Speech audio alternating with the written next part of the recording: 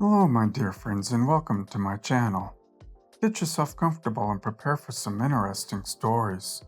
One of them is a story about a lady and her kid who was trying to lie to managers about what OP did. Please subscribe if you haven't, and I hope you'll enjoy it. Characters: PM, Pie Mom; PK, Pie Kid; CE, Calm Employee. So around Thanksgiving, I decided that I wanted to make a pie for my mom and bring it to Thanksgiving dinner. My mom has celiac, so she typically misses out on pies since she doesn't want to make everybody eat gluten-free crusts when they don't have to, even though they really aren't that bad. However, since I'm a procrastinating idiot, I waited until Wednesday night to go to the grocery store to buy what I needed. I managed to snag the last gluten-free pie crust they had, which was great because I really didn't want to hand make it. Cue the entitlement. PM walks up to me and holds out hand. Me is a dumb idiot and thinks she's asking for a high five, so I high five her. PM: what are you doing? I need the pie crust.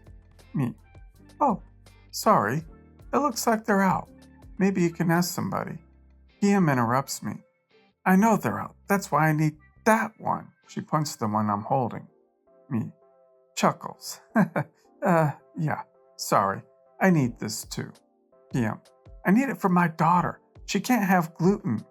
I can see the preteen standing behind her glaring at me like I'm somehow at fault. I didn't like preteens when I was a preteen, and I especially don't like them now. But that's neither here nor there. Me: I'm sorry, that's so rough. My mom has celiac too. She can't have PK. I don't know what celiac is, but my mom needs the pie crust to make me my pumpkin pie. PM: that's right. Besides, you clearly don't need to be eating any pie, sweetie. I bite back a very rude reply, and just put the pie crust in my cart and walk away. I thought the ordeal would be over, but of course not. That would be too easy. PM storms up to me with an implacable-looking employee in tow. This is her. CE: ma'am, this woman says you took her pie crust from her. PM: that's right. I was holding it and she just ripped it out of my hands and ran away. Me: okay, well, that never happened. I got to the pie crust first. She just wanted it for herself. PK: no, that's not true. I saw you do it. Me: ready to get into it with this 12-year-old girl. I did not. Sorry that your mom is so freaking... PM: see, she's cussing in front of my child. CE holds up hands to shut Mom up. We can figure this out. We have security cameras that show the aisle in question. If what you're saying is true, we can easily prove it. If you would come with me, we'll figure this out.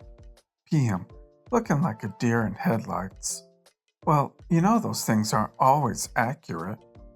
Me: sorry, what? A security camera isn't always accurate? PM: I mean, it's the principle of the thing. I said she stole it. I should get it back. CE: ma'am, as a manager, I have to do my due diligence to figure out what happened. I would be happy to return the pie crust to you if it turns out that what you're saying is true. But this woman says that it isn't true. Why would I believe one person over another? Especially when I can use video evidence to find the solution. PM: what happened to the customer is always right. Starts to storm away. I'm never, ever coming back here if this is how you treat your customers. Come on, PK. Looks like you'll have to wait until next year for your pie. Both the employee and I wait until the woman is gone. Me: I really didn't take it from her, you know. CE: I know. She's been a pain since she started coming here. There's a warning about her in the break room. If she wanted to make gluten-free pie for her kid that bad, she'd find the ingredients and make it from scratch when she saw the last can was gone. But the fact that her kid didn't know what celiac is kinda tells me that if the brat isn't eating gluten, it's a choice, not a necessity. She could just get a normal pie crust or buy a pre-made pie. So the summer of 2017, I worked as a lifeguard at the local water park. At the time, I was 17, and thought it would be fun to work there. There are lots of crappy things that have happened and lots of stupid people, but this one has stuck with me the most. We had several water slides and a hot tub, which was particularly popular due to the weather averaging in the 70s.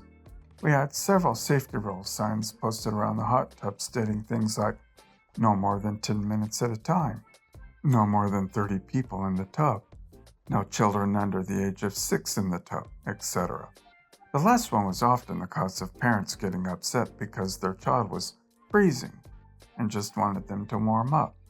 We would allow children 6 and under to sit on the edge and put their feet in the hot tub, but due to county health department rules, we weren't allowed to let them be in the tub completely.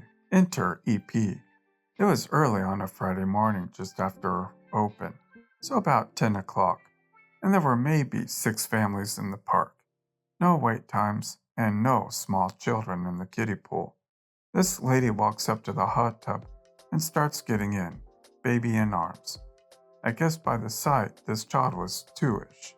I reminded the lady of the rule, but that she could place her child on the edge with the feet in the water if she liked. Shortly after, I looked back over at the lady, and not only was her child not on the side of the tub, her child was completely submerged in the water, which was another rule. You couldn't put your head under. So I rushed over to her and her child to check on her child, and she quickly scooped her child out of the water and placed her on the side of the pool. All well within sight. I said to her, "Ma'am, I'm afraid I'm going to have to ask you to leave the hot tub if I see you place your child in the water again." She snapped back at me, "Don't call me ma'am. I'm probably the same age as you. Anyways, what's it to you? It's my child. And if I say it's okay, then it's okay." I responded, "I'm sorry, but since I don't know your name, that's what I thought would be appropriate to call you. As much as I would like to let you decide what temperature water is okay for your child, it's part of my job to enforce the rules. And that particular one isn't even created by my employer, but rather the county health department." She scoffed and said, "Sure it is," then rolled her eyes at me and walked towards the other side of the hot tub. Shortly after, she got out of the hot tub, walked up to one of my co-workers, and asked something, then went to the office to speak with my boss. A few minutes later, my boss came to me and said, "A lady just complained to me that you were rude to her." Want to tell me about what happened? So I explained that I noticed that she wasn't following our rules, and had brought her toddler into the hot tub regardless of my warnings. My boss was totally understanding and said, "Yeah, that's what I thought. She tried to tell me that you called her kid a little crap, and you called her fat. She said she wanted you fired and free tickets to the park. I told her I'd reprimand you, and we look into what happened. I just came here to make it look like I was giving you a talking to." I honestly hate it when people get haughty about being called ma'am, mostly because it makes them sound old. In my experience, which is an attribute, they have associated the word with not the proper definition. It is a title of professionalism and respect, which is super helpful in occupations in which you deal with unnamed customers. Like it's so dumb and petty. A little bit of backstory. I am a female in her late teens, still living at home. Due to mental health problems and family issues, I have another place with another family. I stay when things get too much and I just want to get away. I got to know this family after working in the nursery their kids went to. I became their babysitter that way, and I'm now a very close friend of their mother, M2. Let's call the dad D2. I'm like family. I see them as much as my other family. They have 3 small kids, all under the age of 6. I offered to take M2 and Am, D2's oldest daughter, Maya, who's 5, to the movies to a special kids event screening of Moana for kids ages 3 to 8, with gift bags, sing-along events, etc. Maya has a younger sister, Celia, who's 3, and a younger brother, baby Frankie, who's 16 months. Maya was looking forward to this day so much. She's an amazing big sister with a big heart and the sweetest personality. But sometimes it can be frustrating for her to always have the younger ones included. So I made sure to make this day extra special. I don't have my driver's license yet, so we took the bus. I went over to the movie an hour early to get the tickets, pick out a few snacks, etc. We sat at the table for an hour before they let us into the movie. Maya sat in my lap, cuddling and playing a game on my phone. It was lovely. Then someone called out Maya's name. We both looked at the woman. I recognized her as Mel, a sweet but sadly very poor woman, and a good friend of him too. They had just walked in to use the restroom before they would go to catch the bus back home. Mel has two daughters herself, a 6-year-old Lily and a baby, Frankie's age, Emma.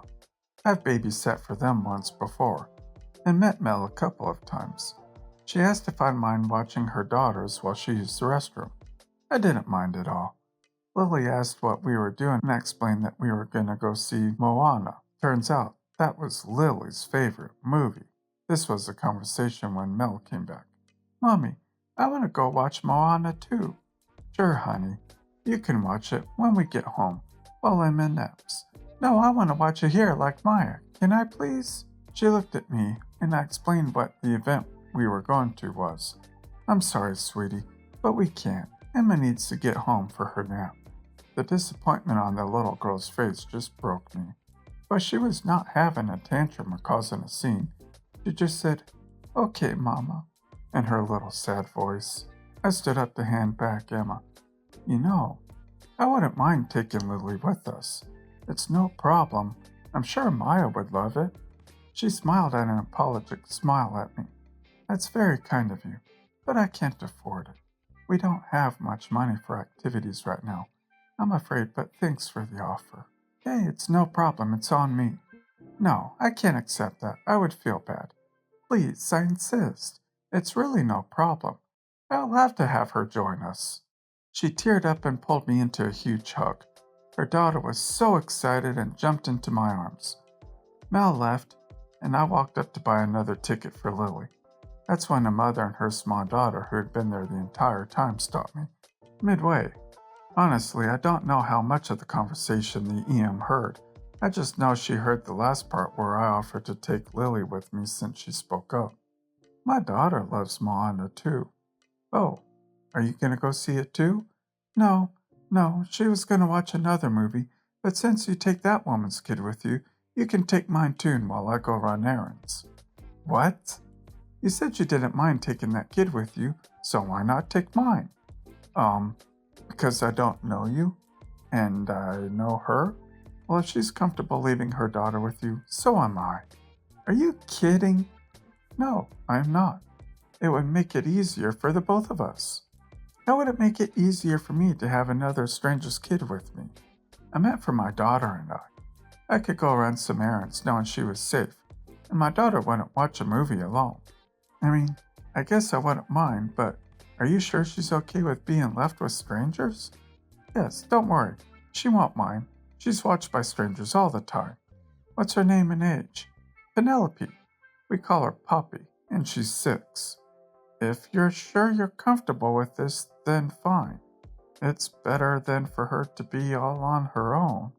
Just be sure to be back here when the movie's over, and you go buy the snacks you want her to bring with her. Wait, are you going to buy her snacks? Points at Lily. Yes.